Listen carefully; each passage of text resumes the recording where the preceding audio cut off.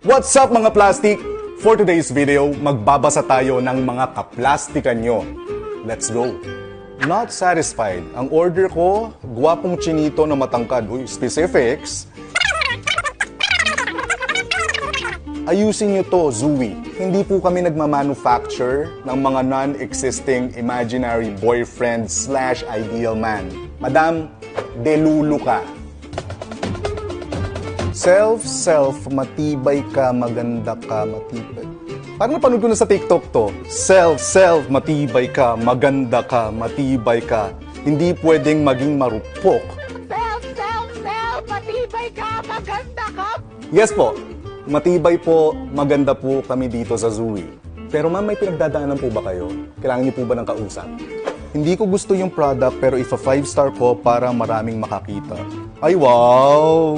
Thank you po sa 5-star, madam. Don't worry, di ka rin namin like. I don't cry. Yang Zooey? Sus, meron ako niyan. Ang tibay. Mas matibay pa sa relasyon nyo. Totoo! Hahaha. I agree. Totoo yan. Hindi kasya ang tatlo.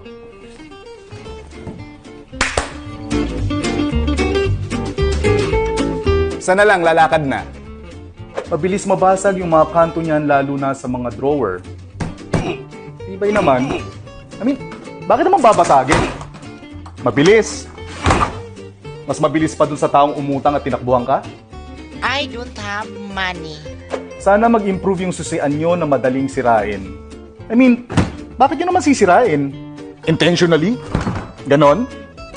Come on, people. Sino ka bang nang babasher? Maganda, matibay kaso natatanggal yung mga cover ng maliliit na box to the point na maiinis ka na lang at gusto mong sirain kasi laging nalalaglag. Ba't ka naman maiinis? Diba? Ma'am, kailangan mong umattend ng anger management sessions. Tama na! Tama na! Hindi na close. Instead, need to pull pa para pumasok sa butas at mag-close siya. Medyo confusing, ah. Pero na-close naman. Maliit lang pala ang drawer even yung lalagyan ng damit. Akala ko malapad siya at malaki. Like, gaano ba kalaki yung ina-expect ninyo? Naka-specify naman sa any shopping platform yung size nito eh. Na-check niyo ba yon? Ayusin mo ang iyong sarili. O ano? Sino pang plastic dyan? Kita nyo naman eh. Basta Zooey, maganda, matibay, at mura. Yan ang plastic.